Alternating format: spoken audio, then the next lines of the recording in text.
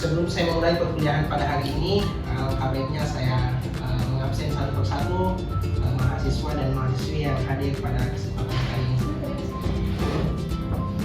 Yang pertama yang saya absen ya, Rusli, Hadir Pak. Nur Hidayatin, Hadir Pak. Sastrawati,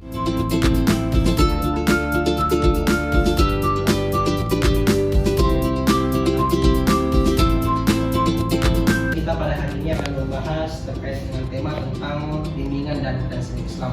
Secara harfiah dapat kita pahami bahwasannya bimbingan dan konseling Islam adalah proses bantuan kepada individu untuk memahami dirinya sendiri untuk mencapai kesejahteraan dunia dan akhirat. Jadi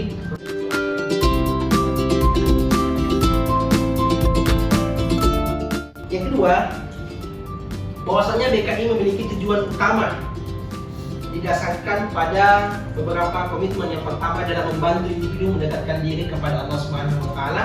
Yang kedua, membantu mengatasi masalah-masalah psikologis pada klien. Yang ketiga, dapat mengembangkan potensi sesuai dengan fitrah manusia. Yang keempat adalah bagaimana membina akhlak dan moral Islam. Dan selanjutnya dapat kita lihat tentang bagaimana sih sebenarnya sejarah perkembangan bimbingan dan konseling Islam. Pertama adalah dikembangkan pada tahun 1970-an, di mana sudah mulai dirintis di Indonesia bimbingan dan konseling Islam.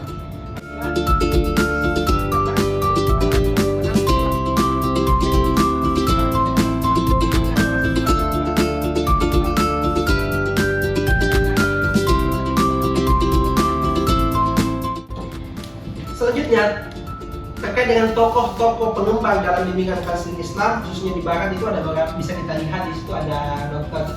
Malik Badri.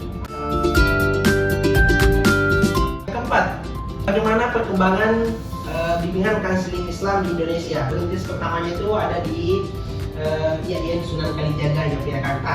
Itu diprakarsai oleh Profesor Dr. Sakia Darajat. Tentu kita bertanya, apa sih sebenarnya fungsi dari bimbingan konseling Islam itu dalam kehidupan keseharian kita? Fungsinya adalah bagaimana memahamkan diri manusia tentang hakikat dan fitrahnya. Yang kedua, bagaimana pencegahan timbulnya masalah. Yang ketiga, ada pengentasan masalah, bagaimana dia bisa membantu menyelesaikan masalah yang dihadapi oleh klien. Yang keempat, ada pengembangan potensi, bagaimana menggali potensi fitrah yang ada pada diri manusia itu sendiri untuk mencapai kebahagiaan dunia dan kebahagiaan akhirat. BKI punya prinsip ini adalah pegangan utama dalam pelaksanaan suatu keilmuan.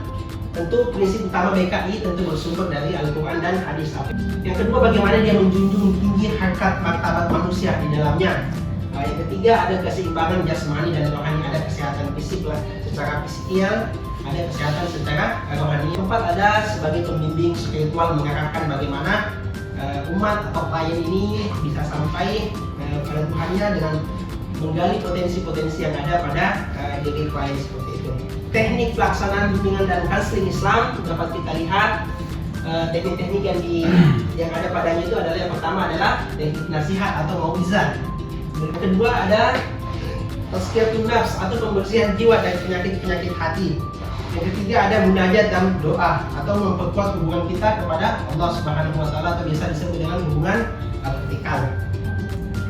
Ada ruqyah syar'iyah atau terapi dengan pembacaan ayat suci Al-Quran. Pengobatan terapi syar'iyah itu adalah merupakan suatu bagian dari upaya-upaya bimbingan dan konseling Islam dalam memberikan bantuan kepada klien. Tobat atau istighfar membimbing klien untuk bertobat dari kesalahan-kesalahan. Mungkin dari mahasiswa ada yang ingin bertanya terkait dengan tema ini, silakan. Ya, silakan Pak. Terima kasih. Menyampaikan apa saja konsekuensinya jika konseling tidak memenuhi etika dan profesionalisme dalam proses konseling ini. Mana-mana suatu profesi atau pekerjaan tentu ada struktur atau SOP. Nah, begitu juga dengan layanan bimbingan konseling Islam disebut dengan kode etik konseling seperti itu. Nah, jadi itu menjadi hal yang wajib untuk dimiliki setiap konselor sebelum melakukan layanan bimbingan konseling Islam. Itu yang pertama ada kepercayaan. Bagaimana klien itu percaya kepada kita? Bagaimana mungkin kita mau cerita kalau kita tidak percaya, konselor kita terpercaya tidak biasa. Kedua, klien kita bisa tidak dia menjaga rahasia kita? Karena kan namanya konselor ini, klien ke konselor itu tentu ada masalah yang kita jangan sampai dia punya kita punya konselor ini orangnya suka menyebarkan cerita-cerita ke orang lain dan tidak menjaga keprivasian rahasia kita sehingga menimbulkan fitnah-fitnah di luar seperti itu. Mungkin itu ya sedikit pemaparan materi dari saya, semoga manfaatnya pada diri kita. Cukup sekian. Assalamualaikum warahmatullahi wabarakatuh.